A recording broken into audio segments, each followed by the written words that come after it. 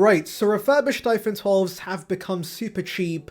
They can be found for under £400/$, and so you might be wondering, should you still buy the iPhone 12 in 2023? So my answer for this would really depend on whether you're buying refurbished or not, because if you're going to the Apple Store and you're getting a new iPhone 12 for around $600, I would not do that. Pay the extra $100 for the iPhone 13 because that gets you double the storage, a smaller notch, better battery life, and also a new chip. However, if you're buying refurbished, that does change things because this is now $400, which is around the same price as an iPhone SE, in which case, yes, you should buy this. This has the modern design, this has OLEDs, this has a good enough chip, and so yes, for $400, this definitely is worth buying. But now let's delve into my detailed thoughts, and that begins with the design, because as I said, this very much looks like the current range of iPhones. You do have a bigger notch, and also the older camera design, but apart from that, the flat sides are here, you have a similar range of colors.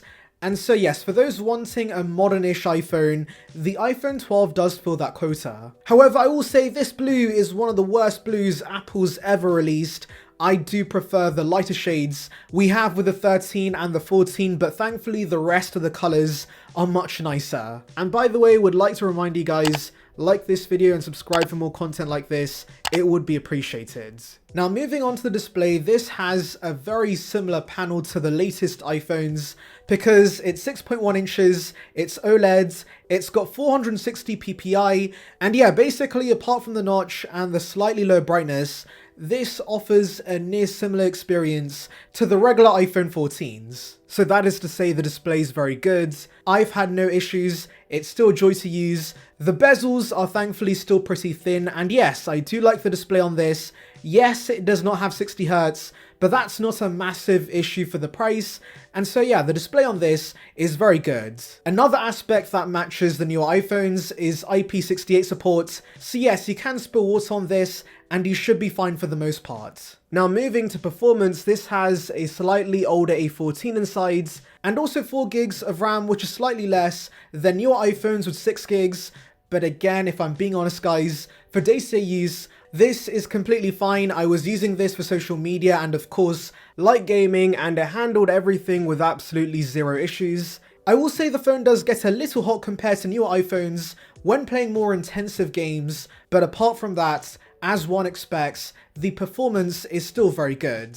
And remember, the regular iPhone 14s have the A15 chip inside, and so technically this is only one generation behind that, and so yes, you should still get years of support. And also want to mention, I've had no RAM issues on this.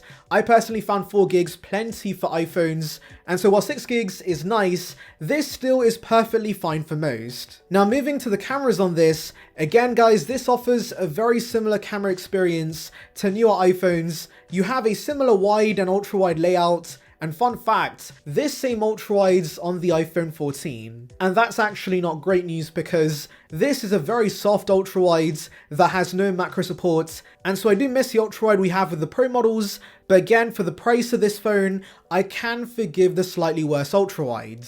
The main sensor though is slightly worse compared to newer iPhones. They have wider apertures, but guys, I'll be honest, for day-to-day use, you're not going to see much of a difference. This still is very close in performance to newer iPhones. And actually, in some instances, this actually performs better because remember, the iPhone 13 and 14 series have been plagued with smart HDR issues, and that's not present with the iPhone 12. And so yes, overall guys, the rear cameras on this are very good. And you also get most of the new camera features, so things like night modes, portrait lighting, portrait modes, also Dolby Vision recording for those who care about that. And yeah, really the only key things you're missing is cinematic modes and also photographic styles, but that does not make a massive difference. And for those wondering about video on this, it's very, very good. All iPhones have great video, so this is not surprising news, but for those who care about video, iPhone 12 does still impress. Now moving on to the front-facing camera, this is slightly worse compared to newer iPhones. It does mainly lack autofocus, but again, it is still plenty good for most people. Now moving on to connectivity, the big plus is the fact it has 5G, so of course, for those who care about this, this is one of the cheapest iPhones Apple offers that has this. But I'll be honest guys, I have not seen much of a difference using 5G on this device. 4G is still plenty good, and if anything, the battery life is horrific on 5G, so yes, I would stick to 4G for the most part. And that does bring me on to the worst part about the iPhone 12, which is the battery life and how it pales in comparison to newer iPhones. So the iPhone 11 was a major upgrade endurance-wise, but the iPhone 12 took a step back and actually decreased the battery capacities inside the device, and also gave us very power-hungry 5G modems.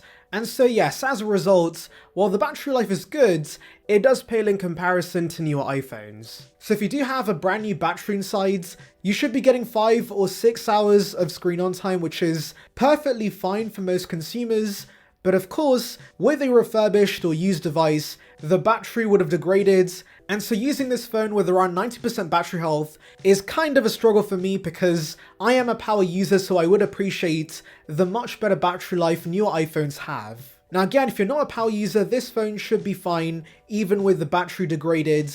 But yes, I thought I'd mention if you do care about battery life, get yourself the iPhone 13 or 14. However, coming back to connectivity, the great thing about these phones having 5G inside is the fact they do have Qualcomm modems, which are way better than the Intel modems Apple had with the 10R and the 11, so as a result, I'm consistently getting full bars when outdoors, which is pretty solid. And by the way, you do have Wi-Fi 6 in this, the same standard new iPhones have, and also Bluetooth 5 support. Now moving on to biometrics, you have Face ID on this, and it works just as well as newer iPhones, and yes, a notch is much bigger on this compared to the iPhone 13/14, but as someone who came from the 14 Pro Max and went back to this to review it, I actually quickly forgot about the smaller notch. It's a non-issue. And yeah, Face ID works amazingly well on this device, and remember this is new enough to support Face ID when wearing a mask, and so for those who care about that, the iPhone 12 does support this. Now moving to speakers and mics, once again this iPhone does impress. The speakers are fantastic, I've had no issues, and also the mics on this are crystal clear for calls. So here's a quick video mic test guys, let me know how this sounds and looks.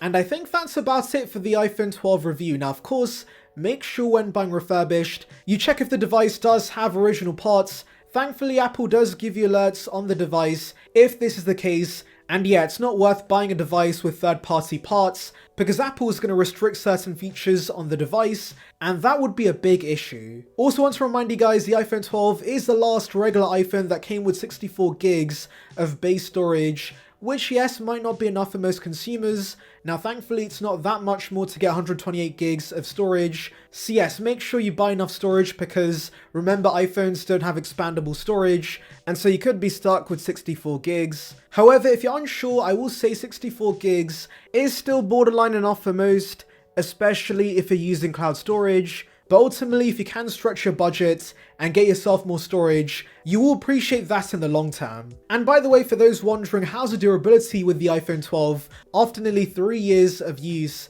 well, this actually is my mom's phone and she keeps it in a case with a screen protector, so the phone is flawless. But I did actually use the iPhone 12 caseless for a whole year, and there were dings and scratches on the display because ceramic shield's not great for scratches. It definitely is very shatter resistant, but I wish Apple had a balance of both. And so yes, couple that with the soft aluminium on the sides, and yes, I would recommend getting a case and also a screen protector for the device. Now thankfully screen protectors are easy to install because it's a completely flat display on the front. That's one of the best things about these new iPhones. So yes, definitely do protect this. Now software wise, this is running the latest version of iOS and it should still get years and years of support, and there's really been no issues. The phone does run fantastically well on iOS 16. So yeah, those are my thoughts guys, but of course if you do have further questions, let me know in the comments. Anyways, thank you for watching guys, make sure to like and subscribe for the latest Apple news and rumours, and on that note, I'll see you guys in the next one.